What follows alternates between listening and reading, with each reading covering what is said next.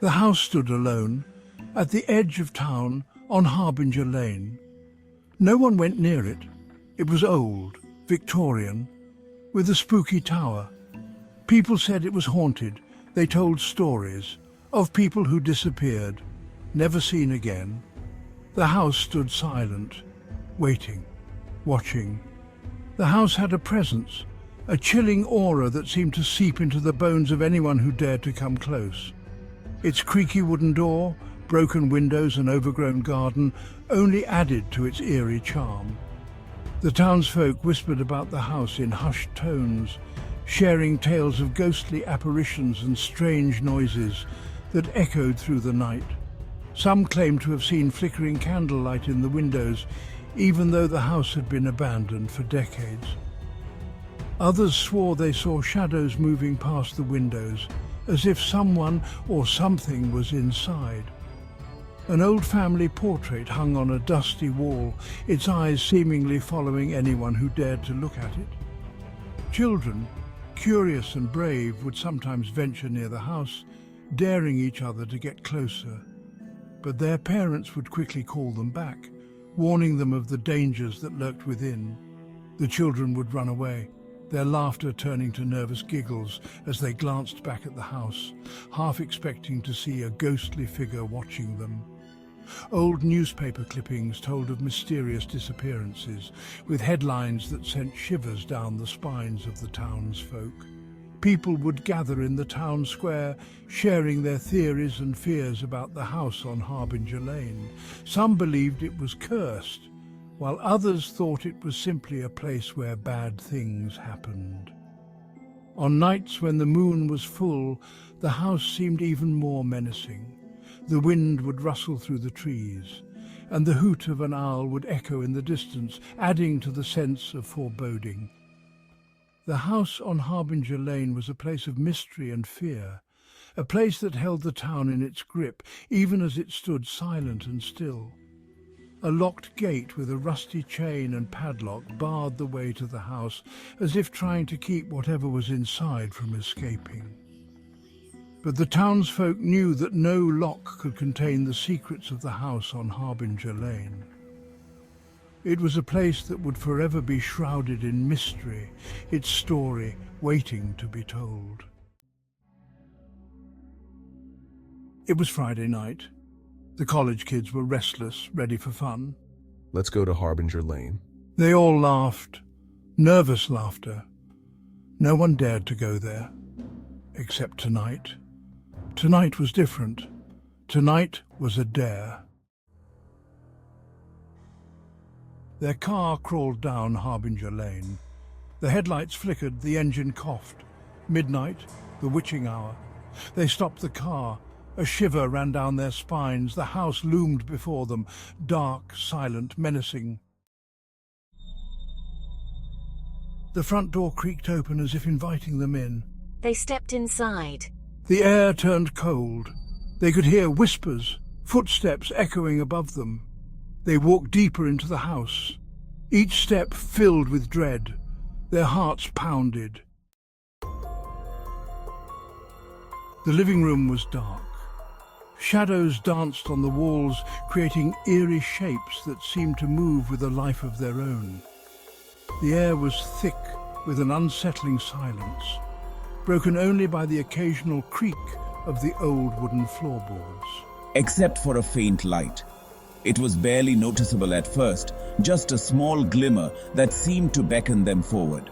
Coming from the fireplace, the light was warm and inviting, a stark contrast to the cold darkness that enveloped the rest of the room. They cautiously approached. Each step was slow and deliberate, their eyes fixed on the source of the light. The light flickered, revealing a mirror above the mantel. The mirror was old and ornate, its frame covered in intricate carvings that seemed to tell a story of their own. Look at that! The mirror. It's beautiful, but there's something strange about it. One of them wiped the dust off the mirror. Their breath caught in their throat as the reflection became clearer. The mirror didn't just reflect the room, it showed something else, something otherworldly. A landscape that was both familiar and alien. filled with strange creatures and glowing lights. What is this? This isn't just a mirror, it's a window to another world. A world that seems to be calling out to us, inviting us to step through and explore its mysteries. They stood there, mesmerized by the scene unfolding before them.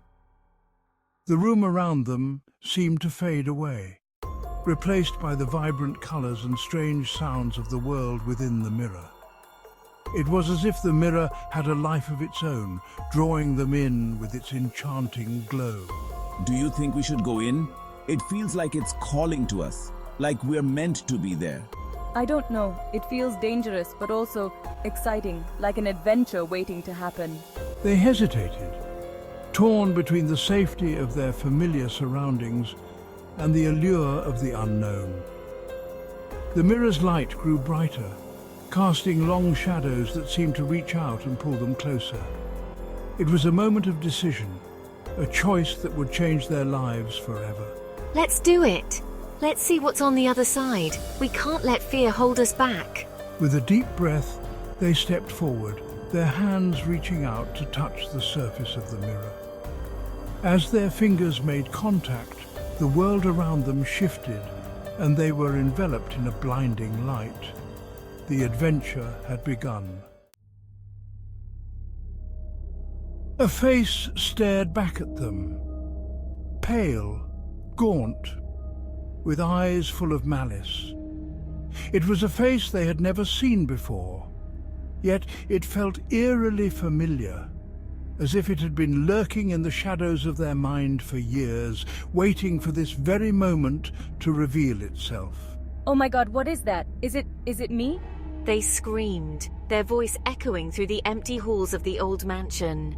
The sound seemed to bounce off the walls, amplifying their terror. But the face didn't move. It was trapped inside the mirror, as if it were a prisoner in a glass cage. The eyes, though, followed their every movement, filled with a malevolent intelligence that sent shivers down their spine. This can't be real. This has to be some kind of nightmare. We must be dreaming. They backed away, fear gripping their hearts. The house was alive with the sounds of creaking floorboards and whispering winds. Shadows danced on the walls, creating an eerie atmosphere that seemed to close in on them. We need to get out of here, now, before it's too late. This place is cursed, and that face, it's a warning. We have to leave before it traps us too. They turned and ran, their footsteps echoing through the dark corridors. The face in the mirror watched them go, its eyes gleaming with a sinister satisfaction. As they fled, the house seemed to come alive, doors slamming shut behind them, windows rattling as if trying to keep them inside. Hurry! We can't let it catch us! They reached the front door, their hands trembling as they fumbled with the lock. Finally, the door swung open and they burst out into the night, gasping for breath. The cold air hit their faces, a stark contrast to the oppressive atmosphere inside the house. We made it. We're safe. For now. They looked back at the house, its dark silhouette looming against the night sky. The face in the mirror was gone, but the memory of it lingered, a haunting reminder of the terror they had just escaped.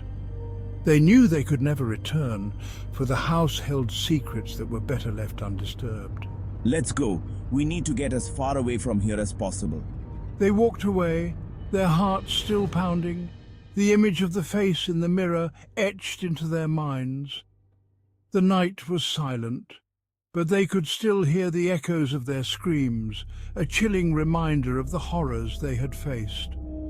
They knew that the face in the mirror would haunt their dreams for years to come. They ran, through the house blindly, desperately searching for the exit. A cold hand brushed against someone's neck. They whimpered, but didn't stop. Don't turn around, someone whispered. Just keep running. They reached the front door, but it wouldn't open. It was locked or jammed. Panic set in. They were trapped. The house had them now. The whispers grew louder. The footsteps closer. They were surrounded. The mirror in the living room glowed, brighter now, beckoning them. One by one, they were drawn back to it, their eyes glazed over, their faces blank. The house had won. It always did. It claimed them all. Body and soul. The next morning, the house stood silent again, empty, except for the mirror. 4 new faces stared out, trapped forever, joining the others. The hollow house had its new residents, lost souls, forever bound to its darkness.